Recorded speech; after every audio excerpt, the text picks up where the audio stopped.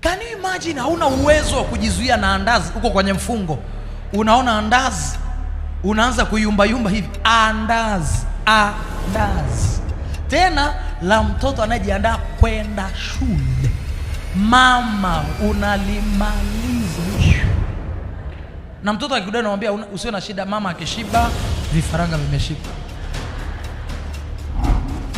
Imagine tu unasema hiki chakula sintakula, mambo sasa hivi mambo ya kula asubuhi sitaki, hiki chakula kikae hapa, nitakula saa 7, na nikishakula saa 7 sintakula tena. Ukiingia hivi unatoka nacho kidogo na kuonyesha tu jinsi ambavyo hauna uwezo kwenye vitu vidogo. Unasema kuanzia sasa mwisho wangu wa kula ni saa 12:30 jioni. Saa 2 kitandani unazunguka kama pia, unashuka unarudi nacho kidogo, unasema hii ni ya mwisho, au ngoja nifikishe hapa moja kwa moja ili yes hapa